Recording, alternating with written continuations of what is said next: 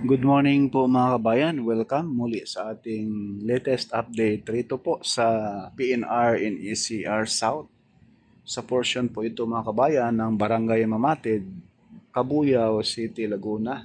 Ayan po mga kabayan, kaya pala medyo nahinto ang paglatag ng segmental box girder dahil dito.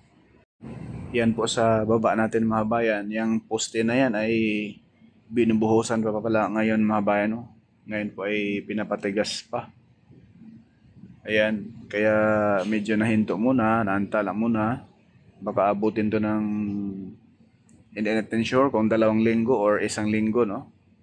Kasi pagkatapos ng mabuhusan yan, kalibel na yan lahat, maglalagay pa doon sa pinakataas, magbubuhos pa sa pinakataas mga kabayan ng mismong portal beam, no? Pinakataas doon sa poste. Na kung saan doon po ipapatong yung mismong segmental box girder. Ayan po mga kabayan, may buhos na po yan. Pati tigasin pa yan. Baka sa estimate lang po natin mga kabayan, ay baka abutin po ito ng 1 linggo mahigit, ano? Or 2. Ayan po ngayon ang latest progress rin sa mismong Barangay Mamatid, Cabuyao City, Laguna mga kabayan. So itong portion na ito ay kung nauna lang sana ito, nabuhusan, pero doon sa unahan mga kabayan, bandang kaliwa, eh naka-ready na sila doon, yung mga poste, may mga portal, may beam na doon sa taas, ano, buhos na rin, formado na.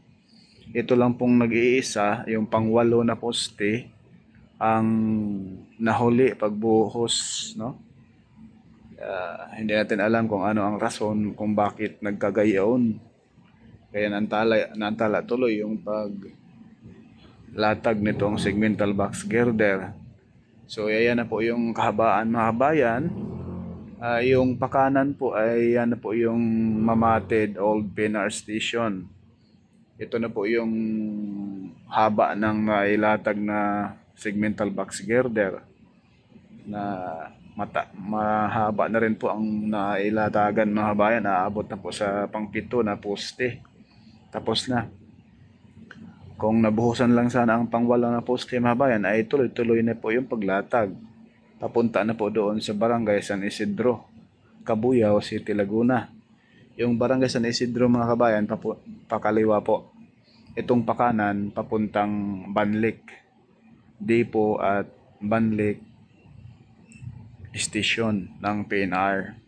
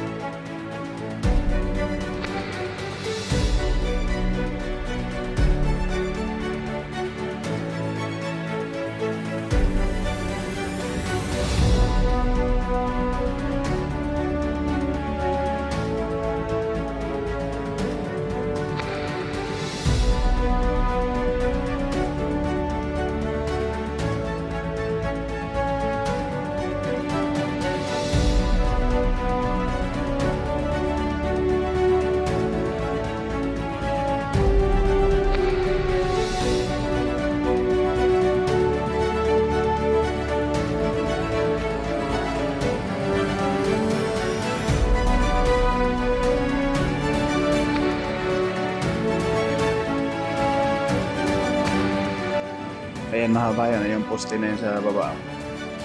Ayan. Yan po yung dinurukoy natin na medyo yan ang dahilan sa pagkaantala. Dahil dyan sa unahan ay puro buhos na rin po yan mga bayan. Ayan po. Yan. Bali, tatlo na poste. Yan po sa harapan natin. Tatlong poste pa to rito mga bayan, no? Pero ang bubuhusan dyan sa unahan ay mga ano na lang, yung mismong beam ng main column nitong poste. And dyan sa harapan, yung kaharap sa ating camera ngayon ay papunta na po doon sa Barangay San Isidro. Papunta doon sa future Cabuyao Station. Dyan sa may Barangay Sala, Cabuyao City, Laguna. Dyan po ay itatayo yung future new Cabuyao PNR Station. Sa tapat, halos tapat ng warehouse ng mga sasakyan dyan, no?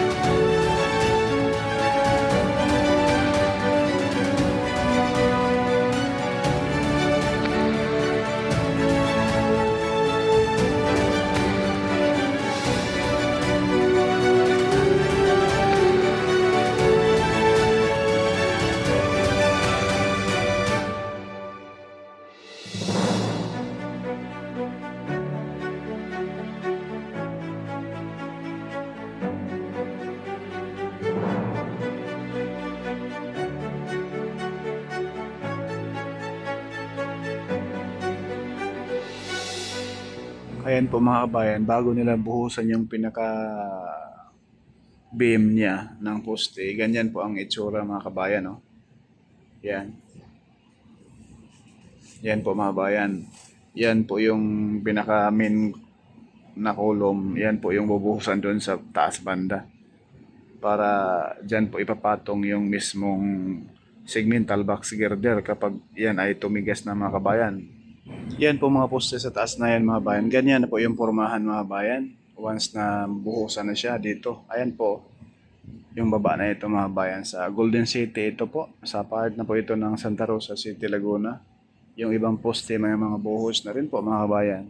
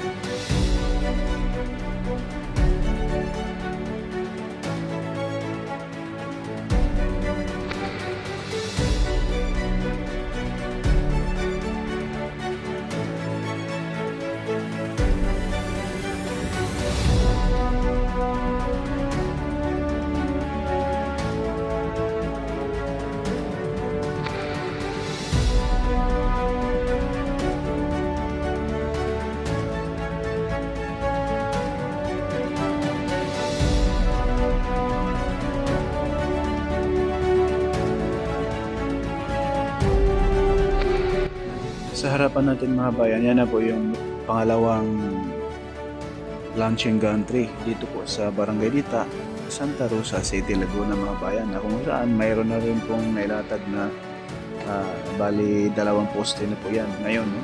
Pangalawang poste na po sila. Yung isang poste ay kompleto na po na nailatag yung segmental box girder, so sa pangalawang poste na po sila ngayon.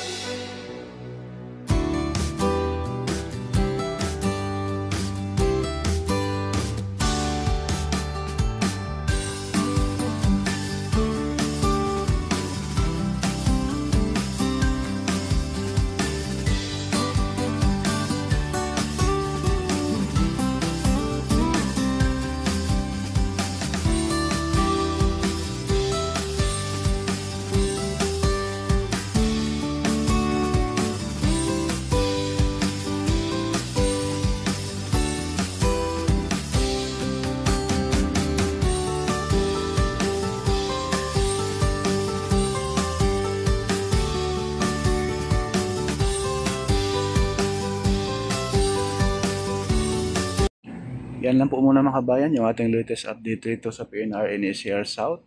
Please like, share at subscribe po. Huwag po tayong mag-skip sa ads mga kabayan. Maraming salamat po and God bless po sa ating lahat.